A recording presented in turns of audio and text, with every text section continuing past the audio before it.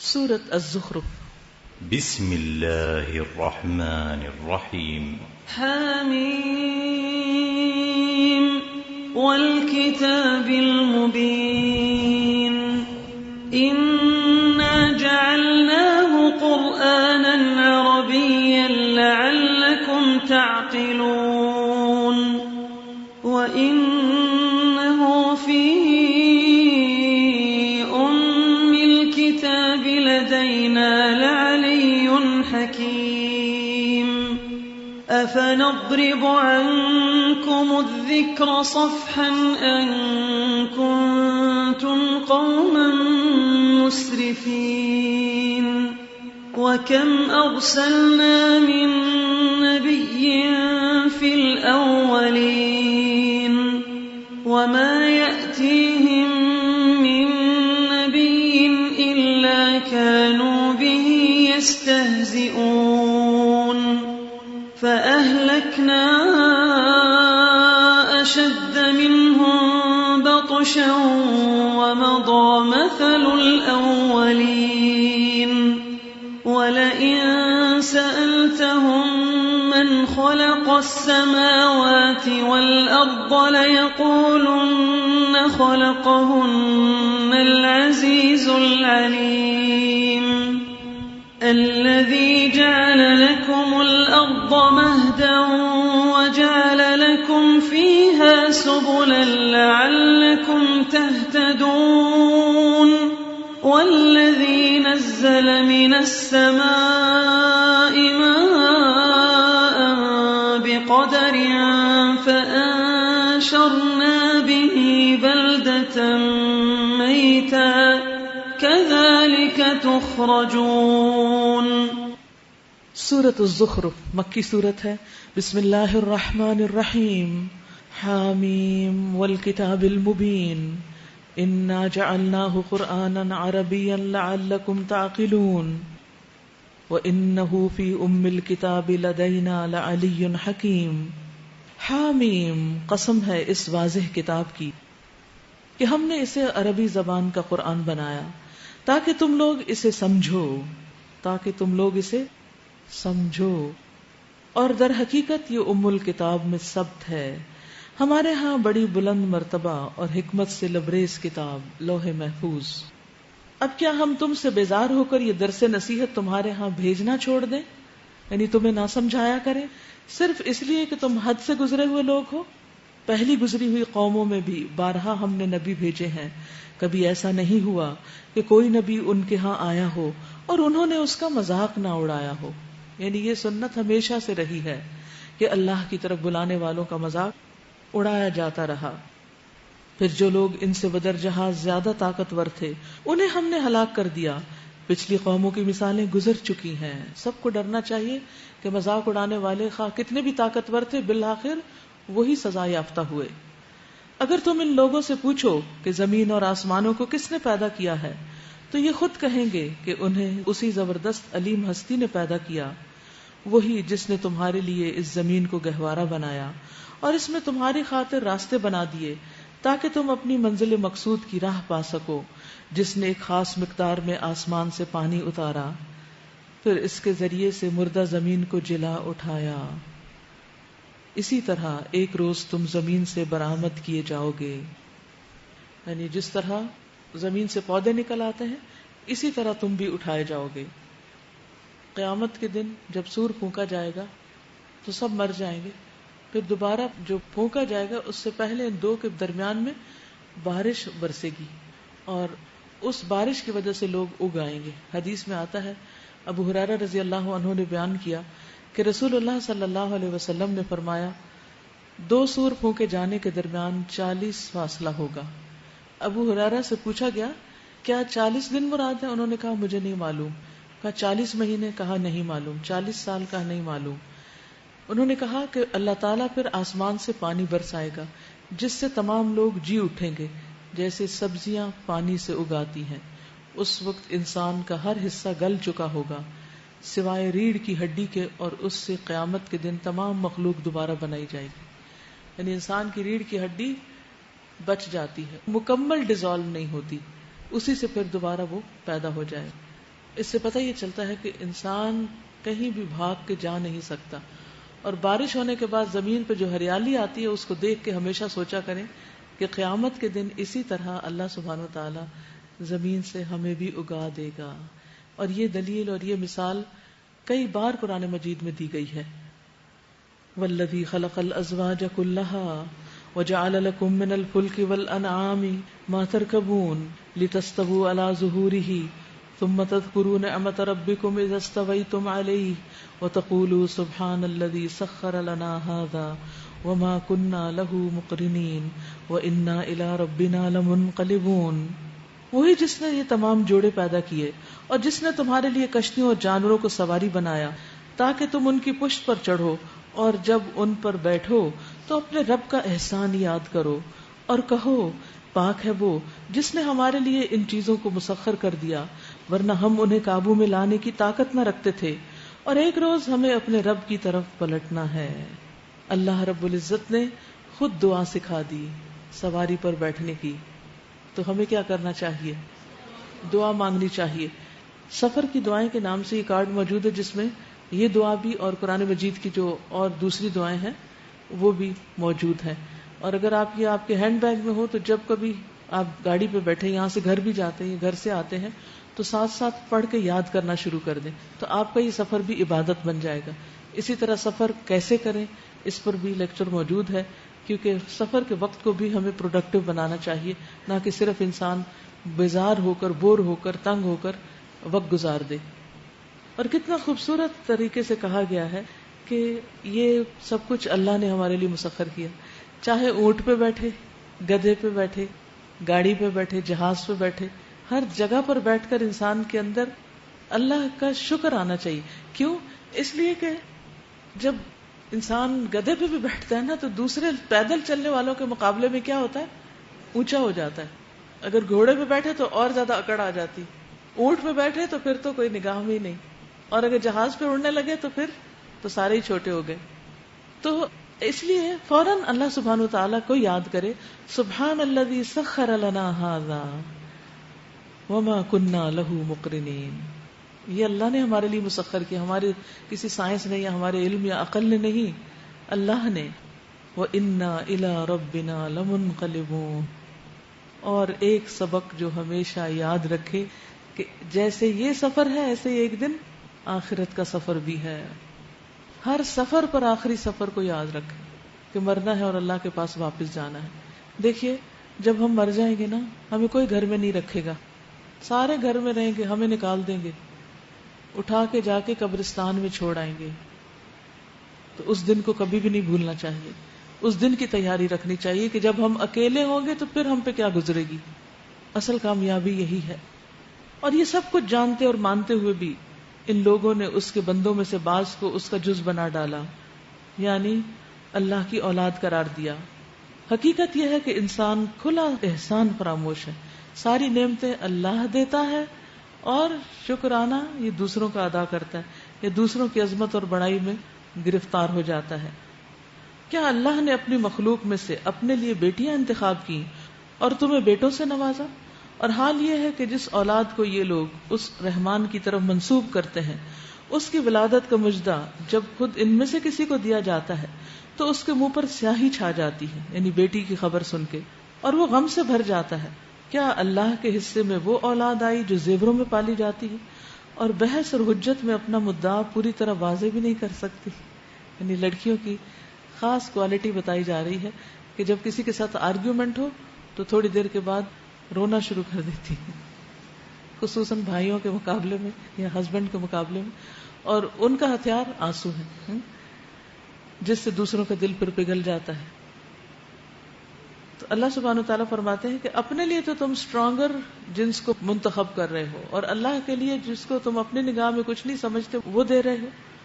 وَجَعَلُوا الْمَلَائِكَةَ الَّذِينَ هُمْ عِبَادُ الرَّحْمَنِ إِنَاثًا. انہوں نے فرشتوں کو جو اللہ رحمان کی خاص بندے ہیں عورتیں قرار دے دیا. یہ بھی خود ہی فیصلہ کر لیا. اللہ تعالیٰ فرماتے ہیں اَشَهِدُوا خَلْقَهُم، کیا انہوں نے ان کے جسم کی ساخت دیکھی ہے کہ جس سے انہیں پتا چلا ہو کہ یہ لڑکیاں ہیں؟ ان کی گواہی لکھ لی جائے گی اور انہیں اس کی جواب دہی کرنی ہوگی. اس سے یہ پتہ چلتا ہے انسان جو بھی من گڑت جھوٹی باتیں اپنی طرف سے کرتا ہے اس کا اللہ کو حساب دینا ہوگا. اس لیے ہر چیز کو تحقیق کے بعد ہی بیان کیا جائے. یہ کہتے ہیں اگر رحمان چاہتا کہ ہم ان کی عبادت نہ کریں تو ہم کبھی ان کو نہ پوچھتے.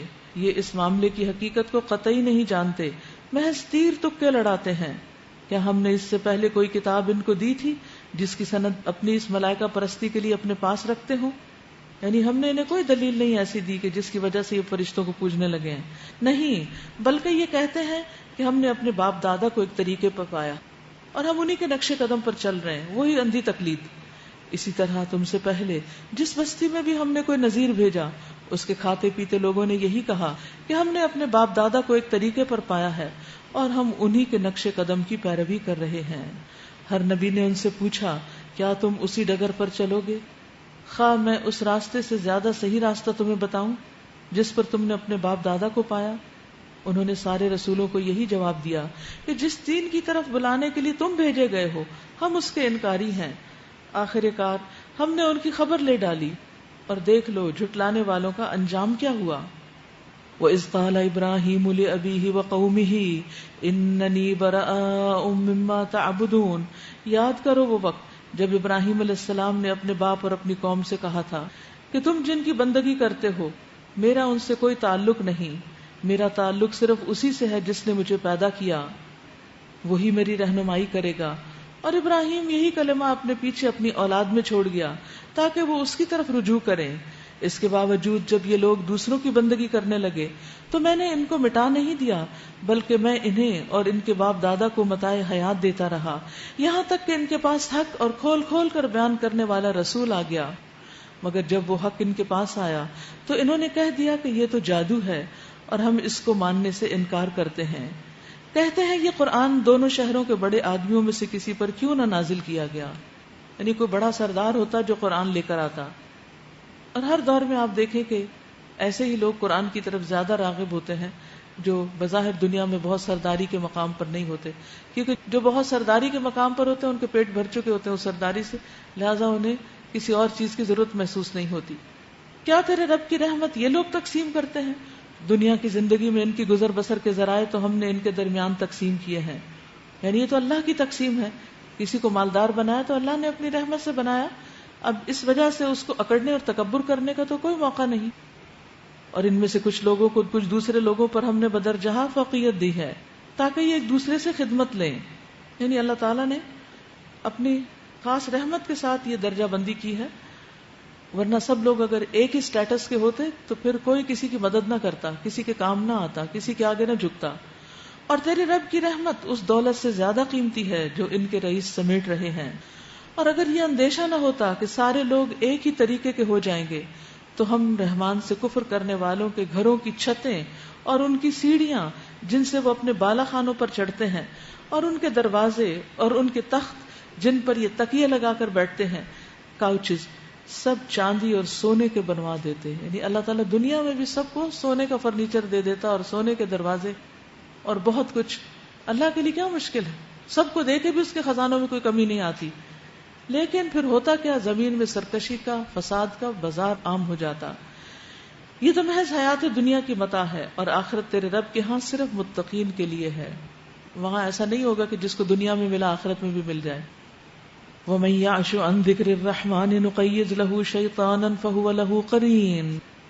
جو شخص رحمان کے ذکر سے تغافل برتتا ہے ہم اس پر ایک شیطان مسلط کر دیتے ہیں اور وہ اس کا دوست بن جاتا ہے. انڈر لائن کیجیے شاید. وَمَن يَعْشُ عَن ذِكْرِ الرَّحْمَنِ نُقَيِّضْ لَهُ شَيْطَانًا فَهُوَ لَهُ قَرِينٌ. جو رحمان کے ذکر سے غفلت برتتا ہے، اللہ کو یاد نہیں کرتا، نماز نہیں پڑھتا، قرآن نہیں پڑھتا، ذکر اذکار نہیں کرتا، تو پھر شیطان اس کو اپنے کنٹرول میں لے لیتا ہے. رسول اللہ صلی اللہ علیہ وسلم نے فرمایا جس گاؤں یا بستی میں 3 لوگ ہوں اور وہ نماز با جماعت کا اہتمام نہ کریں تو شیطان ان پر مسلط ہو جاتا ہے. لہٰذا تم جماعت کو لازم پکڑو. بھیڑیا ہمیشہ دور رہنے والی اکیلی بکری ہی کو کھاتا ہے. یعنی مردوں کے لیے خاص طور پر جماعت سے نماز نہ پڑھنا شیطان کو بلانے کا، دعوت دینے اور کنٹرول دینے کا ذریعہ ہے.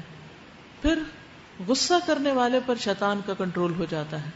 سلیمان بن سرد رضی اللہ عنہ نے بیان کیا کہ دو آدمیوں نے نبی صلی اللہ علیہ وسلم کی موجودگی میں جھگڑا کیا. ہم بھی نبی صلی اللہ علیہ وسلم کی خدمت میں بیٹھے ہوئے تھے. ایک شخص دوسرے کو غصے کی حالت میں گالی دے رہا تھا اور اس کا چہرہ سرخ تھا. تو نبی صلی اللہ علیہ وسلم نے فرمایا کہ میں ایک ایسا کلمہ جانتا ہوں کہ اگر یہ پڑھ دے تو اس کا غصہ چلا جائے. یہ کہے اعوذ باللہ من الشیطان الرجیم. صحابہ نے کہا کہ سنتے نہیں ہو کہ نبی صلی اللہ علیہ وسلم کیا فرما رہے ہیں؟ تو اس نے کہا بے شک میں دیوانہ نہیں ہوں. یعنی آپ کی بات کو بھی اس نے اس غصے میں پوری طرح سمجھا نہیں اور اس پر عمل نہیں کیا. یہ ڈرنے کی بات ہے کہ ہم کسی بھی چیز سے اتنے کیریڈ اوے ہو جائیں یا کوئی چیز ہمیں اتنا طوفان میں بہا لے جائے کہ شیطان ہم پر قابو پا جائے. مل جل کر رہنے والوں پر شیطان قبضہ نہیں کر سکتا. جماعت کی صفیں اکٹھا بنانے والوں کے دل جڑے رہتے ہیں اور جو لوگ نماز میں صف ٹھیک نہیں بناتے ان کے دل الگ ہو جاتے ہیں. پھر اسی طرح جب اللہ کا ذکر نہ کریں تو ہمیں چاہے نماز پڑھنی ہو یا نہ پڑھنی ہو. زیادہ بڑا چیلنج کب آتا ہے؟ جب نماز پڑھنی تو سب ٹھیک چل رہا ہوتا ہے. پھر کیا ہوتا ہے؟ سونے جاگنے کا وقت بھی متاثر ہو جاتا ہے, صبح شام کے اذکار بھی متاثر ہوتے ہیں, اور بھی پھر نیکی کے کاموں میں پھر انسان پیچھے ہونے لگتا ہے. تو اس وقت ایکسٹرا ذکر کریں, کیونکہ اس حالت میں ذکر کرنا منع نہیں ہے. اور بھی زیادہ تسبیحات کریں. یعنی دن میں 5 اوقات جو نمازوں کے ہوتے ہیں, جب اذان ہو اور لوگ نمازوں کے لیے جا رہے ہوں تو آپ کم از کم کانشیسلی اس وقت اللہ کی تسبیح بیان کریں تاکہ آپ لوزر نہ ہوں. اور پھر ذکر میں دین کی تعلیم وغیرہ بھی ہے, دین کا سیکھنا سکھانا بھی ذکر کا ایک حصہ ہے. تو جو شخص اللہ کی کتاب کو سیکھتا سکھاتا نہیں, اس سے کوئی تعلق نہیں رکھتا, وہ بھی غافلوں میں شمار ہو جاتا ہے اور پھر اس پر بھی شیطان حاوی ہونے لگتا ہے. وَإِنَّهُمْ لَيَصُدُّونَهُمْ عَنِ السَّبِيلِ, وہ شیطان کیا کرتے ہیں, ان کو سیدھے راستے سے ہٹاتے ہیں. وَيَحْسَبُونَ أَنَّهُمْ مُهْتَدُونَ, اور وہ اپنی جگہ یہ سمجھتے ہیں کہ ہم ٹھیک جا رہے ہیں. یہ سب سے بڑی مشکل ہے کہ غلط کرنے والے اپنے آپ کو ٹھیک سمجھیں. آخر کار جب یہ شخص ہمارے ہاں پہنچے گا تو اپنے شیطان سے کہے گا کاش میرے اور تیرے درمیان مشرق اور مغرب کا بودھ ہوتا, تو بدترین ساتھی نکلا. اس وقت ان لوگوں سے کہا جائے گا کہ جب تم ظلم کر چکے تو آج یہ بات تمہارے لیے کچھ بھی نافع نہیں کہ تم اور تمہارے شیاطین عذاب میں مشترک ہیں. اے نبی صلی اللہ علیہ وسلم, کیا اب آپ بہروں کو سنائیں گے یا اندھوں اور سری گمراہی میں پڑے ہوئے لوگوں کو راہ دکھائیں گے؟ اب تو ہمیں ان کو سزا دینی ہے, خواہ تمہیں دنیا سے اٹھا لیں یا تم کو آنکھوں سے ان کا وہ انجام دکھا دے جس کا ہم نے ان سے وعدہ کیا ہے. ہمیں ان پر پوری قدرت حاصل ہے. تم بہرحال اس کتاب کو مضبوطی سے تھامے رہو جو وحی کے ذریعے سے تمہارے پاس بھیجی گئی ہے. یقیناً تم سیدھے راستے پر ہو. حقیقت یہ ہے کہ یہ کتاب تمہارے لیے اور تمہاری قوم کے لیے ایک بہت بڑا شرف ہے, اور ان قریب تم لوگوں کو اس کی جواب دہی کرنی ہوگی. اس نعمت کا شکرانہ ادا کرنا چاہیے. تم سے پہلے ہم نے جتنے رسول بھی بھیجے تھے ان سب سے پوچھ دیکھو, کیا ہم نے رحمان کے سوا کچھ دوسرے معبود بھی مقرر کیے تھے کہ ان کی بندگی کی جائے؟ ہم نے موسیٰ علیہ السلام کو اپنی نشانیوں کے ساتھ فرعون اور اس کے آیان سلطنت کے پاس بھیجا, اور اس نے جا کر کہا کہ میں رب العالمین کا رسول ہوں. پھر جب اس نے ہماری نشانیاں ان کے سامنے پیش کی تو وہ ٹھٹھے مارنے لگے, ہنسنے لگے, مذاق اڑانے لگے. ہم ایک پر ایک ایسی نشانی ان کو دکھاتے چلے گئے جو پہلی سے بڑھ چڑھ کر تھی, اور ہم نے ان کو عذاب میں دھر لیا تاکہ وہ اپنی روش سے باز آئیں. ہر عذاب کے موقع پر وہ کہتے کہ اے ساحر, اپنے رب کی طرف سے جو منصب تجھے حاصل ہے اس کی بنا پر ہمارے لیے اس سے دعا کر.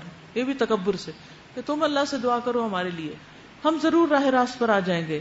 مگر جو ہی کہ ہم ان پر سے عذاب ہٹا دیتے وہ اپنی بات سے پھر جاتے, پھر وعدہ خلافی کرتے. ایک روز فرعون نے اپنی قوم کے درمیان پکار کر کہا, یا قوم الیس لی ملک مصر, اے لوگو کیا مصر کی بادشاہی میری نہیں اور یہ نہریں میرے نیچے نہیں بہ رہی؟ کیا تم لوگوں کو نظر نہیں آتا میں بہتر شخص ہوں یا یہ شخص جو ذلیل اور حقیر ہے؟ موسیٰ علیہ السلام کی طرف اشارہ ہے, اور اپنی بات کھول کر بیان بھی نہیں کر سکتا. کیوں نہ اس پر سونے کے کنگن اتارے گئے یا فرشتوں کا ایک دستہ اس کی اردلی میں نہ آیا. یعنی لوگ صرف دنیاوی مال و متاع رکھنے والے کو ہی بڑا سمجھتے ہیں. لوگوں کو کہاں سے پہچانا جاتا ہے؟ ان کے گھروں سے, گاڑیوں سے, ان کے سٹیٹس سے, فون کون سا ہے. مختلف چیزوں کے معیار ہر دور میں ہوتے ہیں جن سے پھر لوگ پہچانے جاتے ہیں. فاستخف قومه فاطاعوه انهم كانوا قوما فاسقين, اس نے اپنی قوم کو ہلکا سمجھا اور انہوں نے اس کی اطاعت کی, بات مانی. در حقیقت وہ تھے ہی فاسق لوگ. آخر کار جب انہوں نے ہمیں غضبناک کر دیا تو ہم نے ان سے انتقام لے لیا اور ان کو اکٹھا غرق کر دیا اور بعد والوں کے لیے پیش رو اور نمونہ عبرت بنا کر رکھ دیا. وَلَمَّا ضُرِبَ ابْنُ مَرْيَمَ مَثَلًا إِذَا قَوْمُكَ مِنْهُ يَصِدُّونَ وَقَالُوا أَآلِهَتُنَا خَيْرٌ أَمْ هُوَ مَا ضَرَبُوهُ لَكَ إِلَّا جَدَلًا بَلْ هُمْ قَوْمٌ خَصِمُونَ. اور جو ہی کہ ابن مریم کی مثال دی گئی، تمہاری قوم کے لوگوں نے اس پر غل مچا دیا اور کہنے لگے کہ ہمارے معبود اچھے ہیں یا وہ. یہ مثال وہ تمہارے سامنے محض کج بحثی کے لیے لائے ہیں. حقیقت یہ ہے کہ یہ ہیں ہی جھگڑالو لوگ. آپ صلی اللہ علیہ وسلم نے ایک موقع پر فرمایا کہ لیس احد یعبد من دون اللہ فیہ خیر، کہ اللہ کے علاوہ جس کسی کی بھی عبادت کی جاتی ہے اس میں کوئی خیر نہیں. تو مخالفین نے کہا کہ عیسائی جو عیسیٰ علیہ السلام کو پوجتے ہیں اور اللہ کا بیٹا مانتے ہیں، کیا ان میں بھی کوئی خیر نہیں؟ یعنی اب یہ بڑا ٹرکی سا سوال تھا کہ اچھا پیغمبروں میں تو خیر ہوتی ہے تو اب کیا کیا جائے؟ تو اس پر اللہ سبحانہ وتعالیٰ نے فرمایا یہ محض کج بحثی ہے، یعنی ایسی باتیں کوئی دلیل نہیں ہوا کرتی. حقیقت یہ ہے کہ یہ ہیں ہی جھگڑالو لوگ، ایسی باتیں کرنے میں انہیں بہت مزہ آتا ہے. ابن مریم اس کے سوا کچھ نہ تھا کہ ایک بندہ تھا جس پر ہم نے انعام کیا اور بنی اسرائیل کے لیے اپنی قدرت کا ایک نمونہ بنا دیا. ہم چاہیں تو تم سے فرشتے پیدا کر دیں جو زمین میں تمہارے جانشین ہوں، یعنی تمہارے بچے فرشتے پیدا ہو جائیں اور جو تمہارے بعد زمین میں آ جائیں. وَإِنَّهُ لَعِلْمٌ لِلسَّاعَةِ فَلَا تَمْتَرُنَّ بِهَا وَاتَّبِعُونِ هَذَا صِرَاطٌ مُسْتَقِيمٌ وَلَا يَصُدَّنَّكُمُ الشَّيْطَانُ إِنَّهُ لَكُمْ عَدُوٌّ مُبِينٌ. اور وہ دراصل قیامت کی ایک نشانی ہے. کون؟ عیسیٰ علیہ السلام. یعنی عیسیٰ علیہ السلام کا دوبارہ آنا بھی قرب قیامت میں ہوگا. بس تم اس میں شک نہ کرو اور میری بات مان لو، یہی سیدھا راستہ ہے. یعنی پھر جب انہوں نے اس طرح کی بات کی تو اللہ تعالیٰ نے عیسیٰ علیہ السلام کی خاص شان بیان کر دی کہ اللہ تعالیٰ ان کو کیسے اعزاز عطا کریں گے. ایسا نہ ہو کہ شیطان تم کو اس سے روک دے کہ وہ تمہارا کھلا دشمن ہے. اور جب عیسیٰ علیہ السلام سری نشانیاں لیے ہوئے آئے تھے تو اس نے کہا تھا کہ میں تم لوگوں کے پاس حکمت لے کر آیا ہوں اور اس لیے آیا ہوں کہ تم پر بعض ان باتوں کی حقیقت کھول دوں جن میں تم اختلاف کر رہے ہو. لہٰذا تم اللہ سے ڈرو اور میری اطاعت کرو. حقیقت یہ ہے کہ اللہ ہی میرا رب ہے اور تمہارا رب بھی، اسی کی تم عبادت کرو، یہی سیدھا راستہ ہے. مگر اس کی اس صاف تعلیم کے باوجود گروہوں نے آپس میں اختلاف کیا، پس تباہی ہے ان لوگوں کے لیے جنہوں نے ظلم کیا ایک دردناک عذاب کے دن سے. هل ينظرون الا الساعة ان تأتيهم بغتة وهم لا يشعرون. کیا یہ لوگ بس اب اس چیز کے منتظر ہیں کہ اچانک ان پر قیامت آ جائے اور انہیں خبر بھی نہ ہو؟ وہ دن جب آئے گا تو متقین کو چھوڑ کر باقی سب دوست ایک دوسرے کے دشمن ہو جائیں گے. الاخلاء یومئذ بعضهم لبعض عدو الا المتقین. تو یاد رکھیے دوستی کی بنیاد صرف ایمان اور تقوی ہونی چاہیے، ورنہ یہ دوستی عارضی ہے، صرف دنیا کی حد تک ہے، آخرت میں ساتھ نہ دے گی. جندب رضی اللہ عنہ فرماتے ہیں کہ میں نے رسول اللہ صلی اللہ علیہ وسلم سے آپ کے وصال یعنی وفات سے 5 دن پہلے آپ سے سنا تھا. آپ فرما رہے تھے کہ میں اللہ تعالیٰ کے سامنے اس چیز سے بری ہوں کہ تم میں سے کسی کو اپنا دوست بناؤں، کیونکہ اللہ تعالیٰ نے مجھے اپنا خلیل بنایا ہے جیسا کہ اس نے ابراہیم علیہ السلام کو اپنا خلیل بنایا. اگر میں اپنی امت میں سے کسی کو اپنا خلیل بناتا تو ضرور ابو بکر کو بناتا. یعنی اس سے کیا پتہ چلتا ہے کہ آپ کی دوستی کا معیار کیا تھا؟ تقویٰ. اور اس دوستی کا فائدہ کیا ہوگا؟ یعنی جہاں غیر اللہ کے نام پر یا کسی اور مقصد کے لیے دوستی کا نقصان ہے، وہاں اللہ کے نام پر کی ہوئی دوستی کا فائدہ ہے. رسول اللہ صلی اللہ علیہ وسلم نے فرمایا اللہ تعالیٰ قیامت کے دن فرمائے گا کہاں ہیں آپس میں محبت کرنے والے؟ میرے جلال کی قسم آج کے دن میں ان کو اپنے سائے میں رکھوں گا جس دن میرے سائے کے علاوہ کوئی سایہ نہ ہوگا. تو اس لیے دوستی کے معاملے میں بہت کیئرفل رہنا چاہیے. اگر کسی ایسے شخص سے دوستی ہے جو خدا سے نہیں ڈرتا تو دوستی چھوڑ دیں، ورنہ وہ آپ کو بھی ایک دن بھٹکا کے لے جائے گا، بہا کے لے جائے گا. یا عباد لا خوف علیکم اليوم ولا انتم تحزنون. اس روز ان لوگوں سے جو ہماری آیات پر ایمان لائے تھے اور مطیع فرما بن کر رہے تھے کہا جائے گا اے میرے بندو آج تمہارے لیے کوئی خوف نہیں اور نہ تمہیں کوئی غم لاحق ہوگا. داخل ہو جاؤ جنت میں، تم اور تمہاری بیویاں، تمہیں خوش کر دیا جائے گا. ان کے آگے سونے کے تھال اور ساغر گردش کرائے جائیں گے، اور ہر من بھاتی اور نگاہوں کو لذت دینے والی چیز وہاں موجود ہوگی.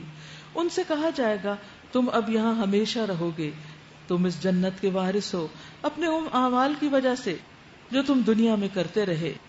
تمہارے لیے یہاں بکثرت فواکہ موجود ہیں جنہیں تم کھاؤ گے.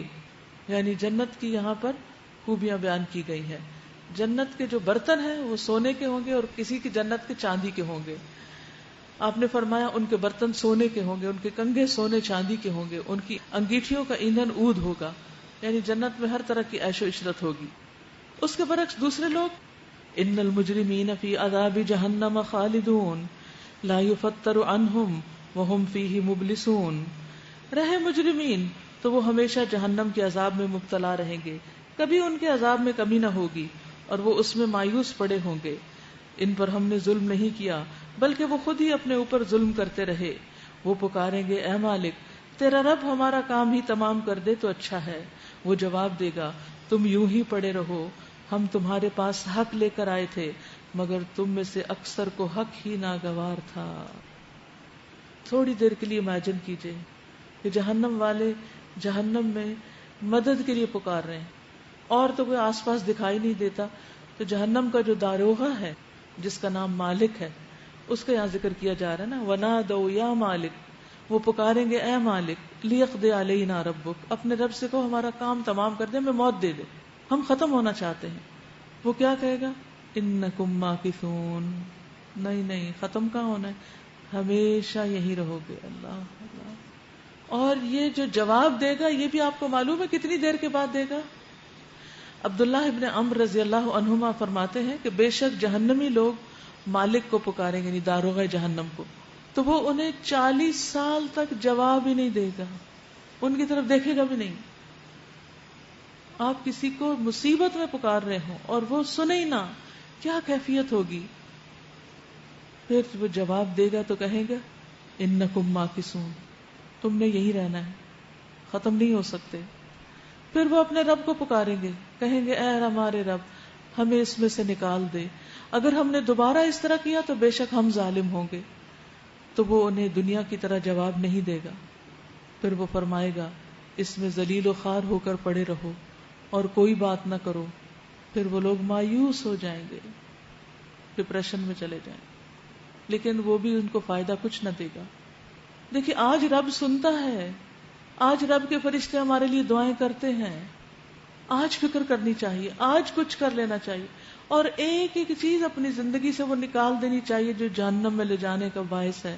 چاہے سود ہے، چاہے شراب ہے، چاہے زنا ہے، چاہے جھوٹ ہے، چاہے غیبت ہے، کوئی بھی چیز، ان چیزوں سے بہت دور بھاگنا چاہیے.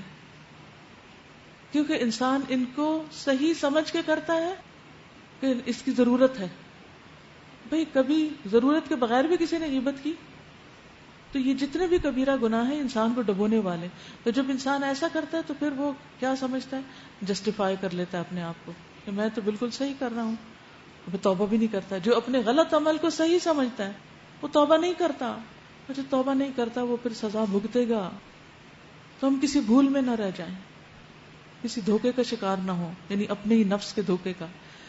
کیونکہ نفس جو ہے بڑا شاطر ہے، طرح طرح کی تعویلیں کر لاتا ہے غلط کام کو کرنے کے لیے اور پھر اس پہ جم جانے کے لیے کہ اور بھی تو لوگ ایسے ہی کرتے ہیں، تم نے کر لیا تو کیا، تم اکیلے تھوڑی جہنم میں جاؤ گے، یہ سب لوگ بھی تو جائیں گے. وہی ہر ایک کا اپنا اپنا ہوگا، وہ آپ کو تھوڑی چھڑائیں گے وہاں.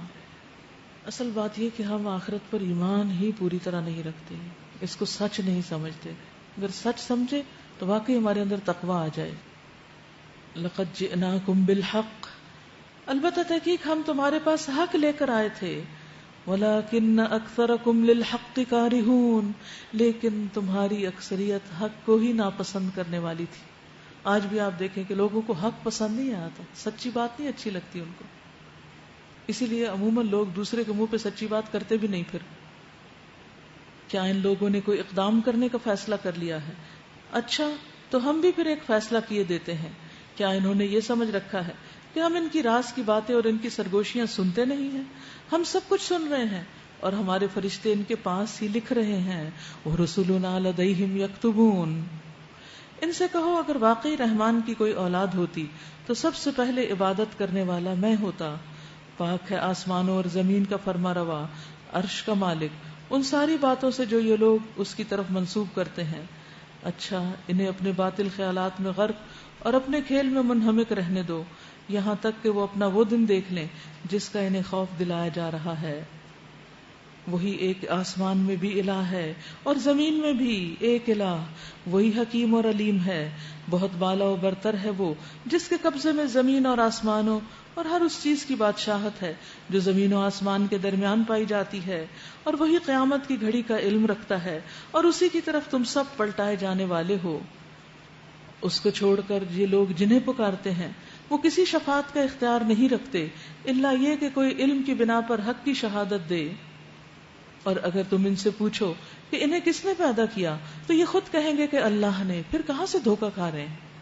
قسم ہے رسول کے اس قول کی کہ اے رب یہ لوگ ہیں جو مان کر نہیں دیتے. فاصفح عنہم وقل سلام فسوف یعلمون.